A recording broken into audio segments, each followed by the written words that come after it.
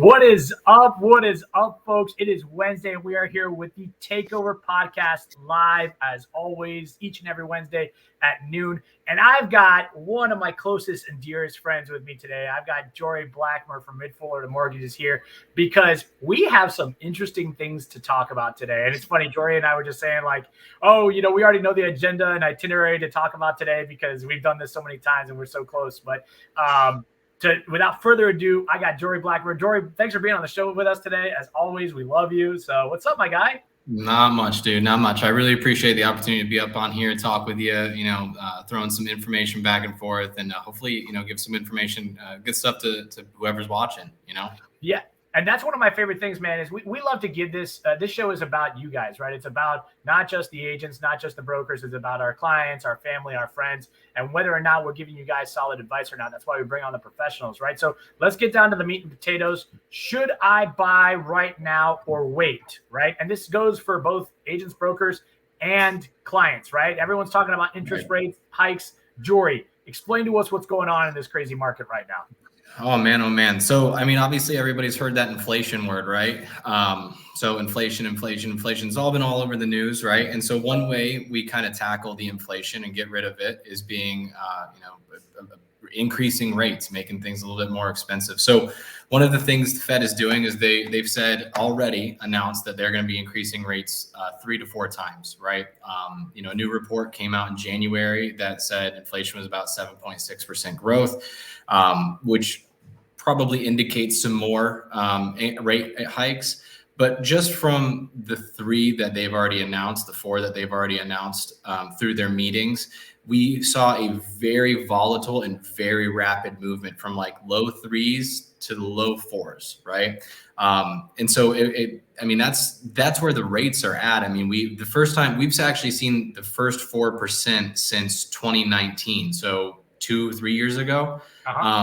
And it's crazy because we've been working with buyers for, I've been in this industry for 6 years now, but I remember there were times when they were in the high 3s, the 4s, the 5s. I even got somebody a 6 one time back in 2018. And then we got down to like 2.125, all of that stuff. So now you're getting buyers that are getting in the market that are talking about where's the low rates? And that ship's kind of sailed for right now, right? So it's funny you say that, man, because my plan last year was to refinance and I kind of like botched it, right? Because last year we were like mid to high 3s and now we're in the low 4s. And it's funny because when I did do my original remodification right after the hurricane that came through, I'm already sitting at 4.25. So now for me, the only reason I do it is to do a cash out refi, right? To take some of my equity out. So right. Yeah. Which they're super popular right now too. I've been doing cash out refinances left and right. They're good, but yeah, if you're looking, everybody's looking for the low rates. They'll be back one day, but when, I don't know. It's pretty remarkable to see how quickly they moved up as soon as somebody's like, all right, we're going to move them. The market immediately priced it all in. So in comparison though, historically, should somebody be carrying this much with this interest rate hike right now? I'm not talking about in 6-7 months from now, because that's going to be another topic we talk about. But like right now in this moment, historically in comparison, yes, interest rates are high, but tell me your opinion on that. Yeah, they're higher than what we were being baby to, right? So like, if all I fed you, like if all I ate all day was like filet mignon, from like the time I remember every day I ate filet mignon. But then all of a sudden somebody gives me like, I don't know, a flank steak. It's not gonna be the same exact steak. It's still steak, right? So it's good, but it's different. It's not as soft, creamy, whatever. So the same thing with the rates. The rates historically, 4 is a pretty low rate. The average rate historically is around the 6% range. So we're still lower than what the historics are. We just came from a beautiful, beautiful 2-year period where everything was low. It was, you were basically free money, right? The rates were so low that buying a $600,000 house, your interest was pretty minimal, 400,000, 300,000, so on and so forth. So, buying right now, yeah, it's a sticker shock. You're not gonna like it, especially when your mom, dad, aunt, uncle, brother, sister, cousin bought something a year ago and they got a 2.75 or 2.5. But at the same time, the prices and some of the stuff we're going to go over in a little bit. I mean, the prices in the supply and the demand, I mean, it still indicates that even if the rates are going up, the prices are still going up too, right? So, what are you waiting for that opportunity to get in at a lower price? Yeah, you might scalp through maybe like 1/4% or maybe 1/8%, but you're not going to be getting that, 3.5. It's just not going to happen. So let me ask you this, because I get this question a lot lately. I've been discussing it with one of my clients who's coming in the next month, right, into town. A lot of people are buying down their rates. Let's talk about that option, because some people have the ability right now to go ahead and maybe get a little bit better of an interest rate simply by buying it down instead of paying the money in the long run. So tell us what your thoughts are on that. What's it look like cost wise? Like, how does that line up when it comes to people actually buying down their rates right now to benefit and not have to see their mother, their brother, their uncle, their daughter, their sister, their brother. I think I said brother twice, but you can have two brothers. Compared to last year's interest rates, right? So let's talk about that and that option, because that is an option right now. So how does that look? Yeah, no, 100%, man. So, I mean, it's all rates are all based on, I mean, rates, they're just based off of program, credit score, and loan size, right? So, I mean, obviously there's some other, not to get too complicated to do a podcast. Nobody needs to, if you want to talk about nitty gritty, we can sit down one-on-one, or like whoever's listening, we can sit down one-on-one to really dive deep into it. But let's just say we have a pretty solid client, 740, 10% down conventional loan, and their base rate's a 3.99 or a 4%, essentially, right? And they said, you know what, Dan, Jorey, I really want to get a 3.75. There's no specific, amount that person's going to pay. It's not like it's a flat fee. It's just based off of that market that day. And so maybe it's costing 3.75, maybe it's costing $4,500, right? What I always tell my clients is paying your rate down. It has to come back with an ROI. You have to have a return of value on that cost, right? Because I could technically sell you a 1.75%, but it's going to cost you $89,000. It might save you $300 a month, but what's the cost of $89,000 in comparison to $300 a month? You'll never see the return of investment ever. I mean, even in the 30 years, most likely, you'll never see it. Yeah. So, it's when it comes to buying down the rates, it's a good idea. I personally bought down my rate. I think it's a great idea as long as the ROI is there, as long as that return of investment. What am I spending up front on my cash to close and to get that rate in comparison to what am I saving over the long run? And that's essentially what we go through with our clients. I know you do the exact same thing because, when we work together, our clients are like, Dan already explained that to me. I'm like, great, makes my job easier.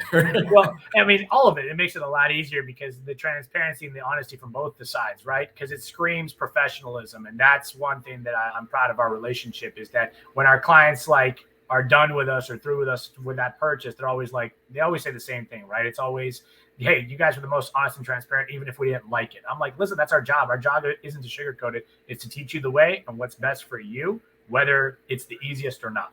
I love what you said about the ROI, because I was recently discussing this with this client that'll be here next month, right? And he built and bought a home where he's currently moving from. And this home, he's only lived in it for a year and a half. So he's like, I thank God that I didn't buy down my rate for that house. He's like, because it would have been a waste of money because I was only there for a year and a half. So that is key and important if you're looking at buying down your rate. If you don't plan on living there very long, it might not make the most sense, right? Like Jorey said, right, across the spectrum of 30 years might not make sense. But if it's going to be a short-term thing for you, it might not be the best idea to buy it down, right? So if you're going to live there long-term, definitely consider that. Ask your lenders or ask Jorey, because the reality is this. Not many people know you can do that. Everyone thinks that the rate they get is the rate they're stuck with. That's not the case. You have other options, right? If you've got a few extra thousand lying around for this opportunity, make sure that you question your lender and ask them in regards to the interest rate and if you can buy it down the points. So, Jorey, let's talk about market, where the rates are heading, what our predictions are. We don't have a crystal ball, so take this disclaimer as a serious one. We have no clue.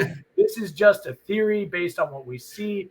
We are not telling you what you should or shouldn't do when it comes to these interest rates and the future of the market. But Jorey, I love to hear your thoughts. I'm gonna pitch in mine afterwards when it comes to theories and where we're going. Yeah, brother. Yeah. So if I did have a crystal ball, we would be so rich. It'd be great. And we're getting into some muddy waters here, but because everybody has a different opinion, right? Yeah. You know, there's the people that scream, you know, recession, and you know they could be right, they could be wrong 99 times, but that one time they're right, everyone's like, I told you so. I told you. So easy to catch. But so yeah, I mean, we can start off with current market. I mean, obviously, you know, we see what's going on in just a generalized statement, right? In the full U.S. economy, we got inflation. Obviously, there's a possibility of a war going on, and wartime in the U.S. is if we look historically, it's never been beneficial for any economic purpose whatsoever. You know, typically you'll see a small recession, but it bounces back very, very, very quickly.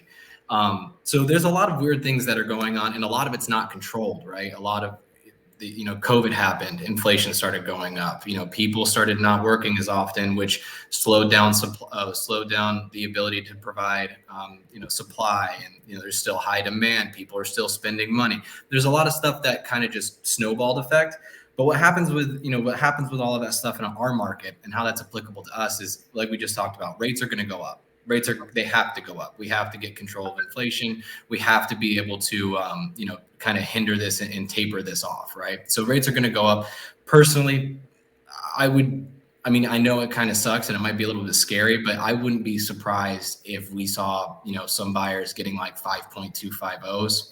I wouldn't say super qualified, right? But I mean, you might get a couple of buyers that have 5.250s by the end of the year. So low fives. When it comes to the actual market itself, though, right? I mean, you know, I know I'll be pick your brain on this too, but some of the research that I've been doing and stuff like that is, I mean, the supply is just still not there. There's just nothing on the market to buy, and the demand is still remarkably high. And even with new home construction, I mean, you know, they're building them, but they can't build them fast enough. They're doing highest and best. It's no longer, hey, come pick out your property. Let's look at the kitchen. What do you want to put in there? What type of tile? It's like, I'm going to build the house, and whatever you want to pay for it, everybody just pick a ticket and throw it in. Right. And so, you know, with Fannie Mae, normally, historically, rates go up and prices come down a little bit. Right. And so what Fannie Mae is saying, that I just got off a report from, is they're still expecting a value increase of 7.6 this year. Now, not as aggressively as 2021. It's just 21 last year. Yeah, I know, right? Dude, last year, everybody was looking at their properties and they're like, honey, we're millionaires. You know, yeah. Like, we bought this house 6 months ago. So, but yeah, they're still saying that there's an expected increase of 7.6, which is pretty average, right? That's a normal year of growth. But one thing that really caught my eye, and I had to write this down because it was pretty eye-opening, and it's from Fannie Mae themselves. So it said Fannie's remarks on inflation to remain high and the price growth will continue, adding that it's unclear to what shifts the economic and housing markets over the past 2 years will remain permanent. So what I got from that is what part of the economic and housing growth will remain permanent. So they're saying it's going to grow 7.6% this year. That's what they're expecting. So did Zillow, so did Realtor.com, so did a bunch of other people that say that we still expect some growth.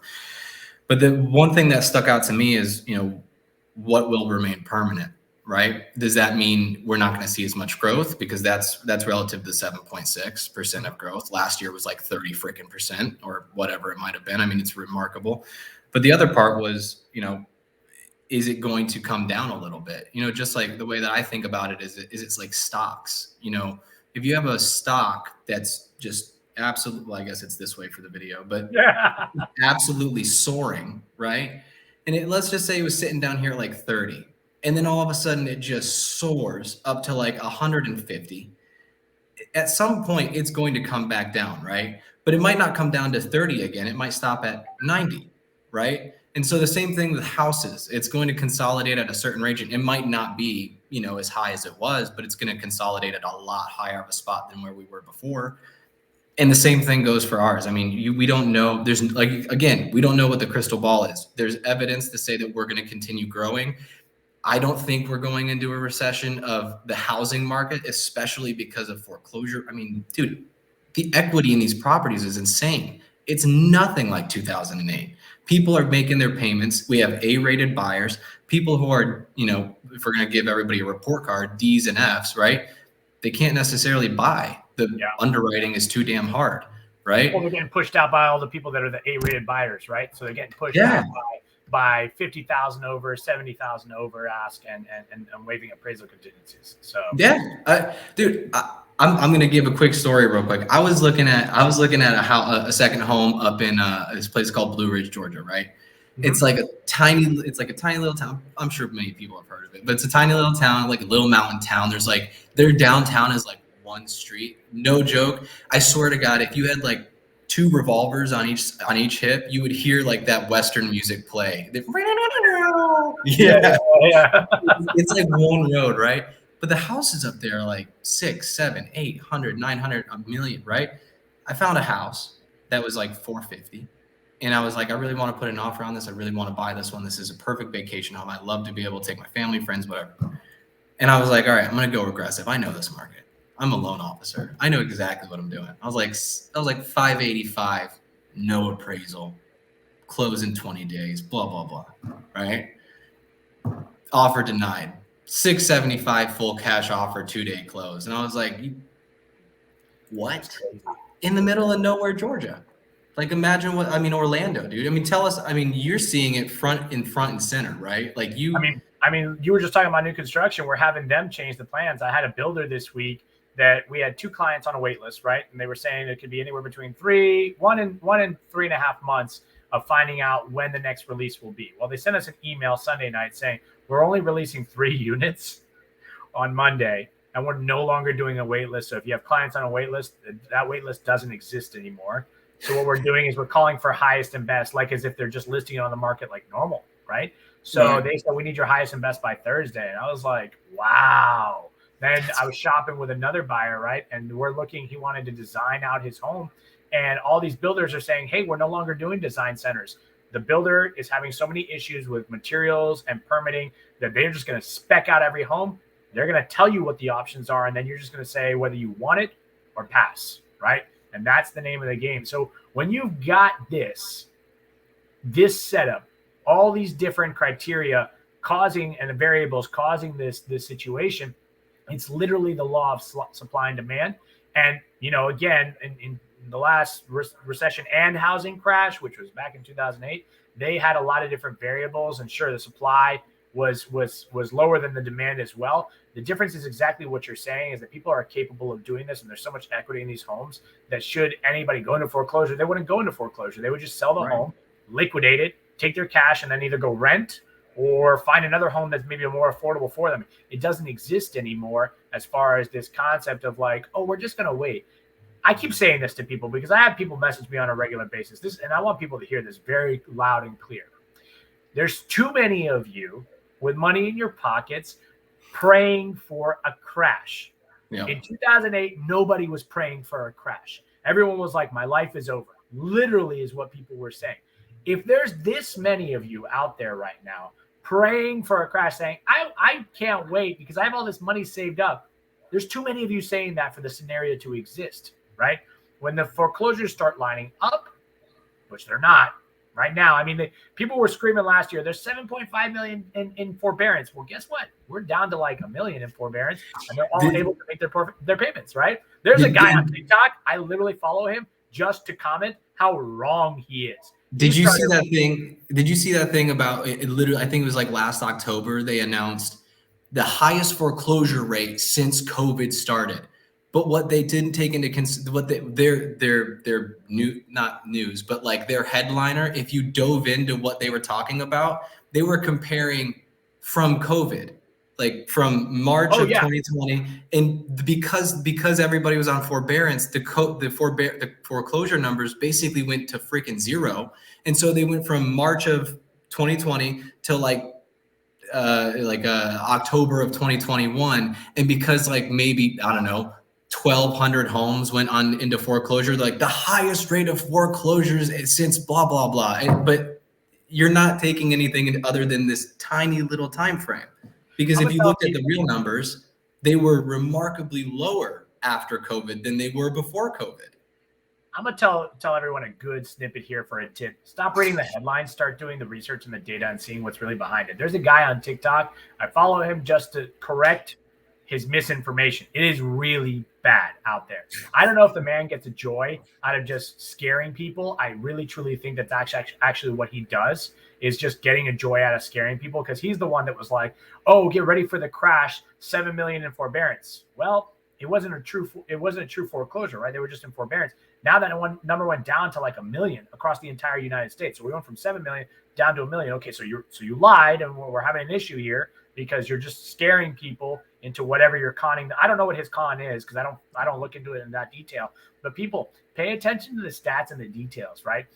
Because that's what truly matters. Again, we don't have a crystal ball, but this man went from like 7 million down to 1 million in a matter of like 2 months, and it's not all real when they're trying to scare you for things, right? Now, do I want everybody to list their homes? Sure. And that's another factor, right? If the market was really coming for a crash, let me pose this scenario, right? You don't think the investors would list everything they have to liquidate it? That's what they do with stocks, right? When they see something happening, they liquidate their stocks, then the stock plummets, then they rebuy, and then it goes back up, right? Because they buy high and sell low, as opposed to the general public. When you see them start liquidating, maybe we should have a conversation about liquidating too. But instead, they're doing the opposite, trying to buy up as many homes as they can, as many neighborhoods as they can. So I would highly advise people to be very cautious about where you're getting your information from. Well, that also brings up a solid point, and this was one of the things I read into the other day. Kind of like conspiracy theory. Like, I'm not going to dive too deep into it, but the part that I pulled from it was actually factual. The rest of it was like, the upper echelon of families are trying to rule the world type. I was like, okay, get that out of here. I want this stuff. But with this little tidbit that I found, I'm sure you've read into like how BlackRock and these massive hedge funds have been buying single family properties, right? Zillow tried to do it, and we all saw how that went, right? Yeah. But BlackRock, they did terrible. But BlackRock is I would say the world's largest hedge fund. Don't quote me on that exact number. Let's just say top 5 easily, right? Mm-hmm. But they are absolutely massive. And I read this thing the other day that back in 2008, these massive hedge funds were leveraged 38 to 1. So for every $38 I borrowed, I had $1, right? I borrow 38 from you, I only have $1 to give back. Right now, they're at a leverage of 100 to 1, right? So almost triple. But the reason why they're not, and this is just, again, and these are actual factual numbers, the reason why that they aren't too worried about what's going on is you see the stock market reacting to stuff all the time, but they're not worried because for the past 2 years, they have been buying single family homes left and right. They have built up a multi-billion dollar portfolio of single family homes. And what do hedge funds do? If I'm not comfortable in this position because I'm not doing well, I hedge myself with a safer position. And what's the safer position? Single family homes. Real estate. Exactly. And so it's not, the world's always going to have its up and downs, right? There's nothing is ever going to be perfect. But if you follow the breadcrumbs of what the big guys are doing, or, people are always saying, I'm waiting for a crash. Like we just talked about. The foreclosures are all remarkably low. The forbearances are depleting by the second. Being underwritten is harder than it's ever been. I mean, it's always been hard after 2008, but I mean, especially after COVID, right? When COVID happened, I mean, dude, do you remember when we were talking about doing a refinance for you? Yeah. Show me your this, show me your that, explain why you're going to be making the money you'll be making in 10 years from now. How do you explain that? That's the underwriting is as hard as it's going to be right now. People have a ton of equity in their property. It's just, there's just so much evidence to say that it's probably not, and we might go through a rough patch, but to be afraid to the point where you're not going to buy. My theory is there's certain areas that are going to suffer drastically. I don't think it'll be like on the scale of, 2008, 2009, but you guys got to also take a look at where you're buying and selling, right? Florida is one of the best places right now, and investors are here galore from inside the United States and outside the United States. But then you go to counties like LA where they just extended the eviction moratorium. So, these people haven't been paying rent to their landlords who owe a mortgage for over a year and a half, right? and they're saying they just extended it to the end of 2023.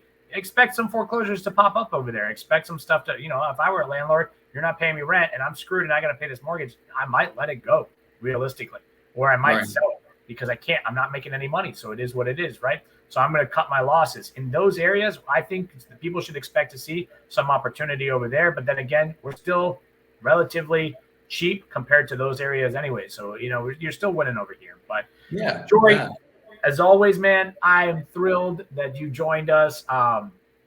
Thank you. I appreciate your knowledge and all the wealth that you always give us. Folks, make sure you tune in here every Wednesday at noon. We have Jorey on recurring like pretty much every month. So make sure you tune in to find out what's going on next month. And with that, we're going to go ahead and wrap it up. Love you, man. And we'll see you guys on the next Takeover podcast. Take care, guys. Thanks.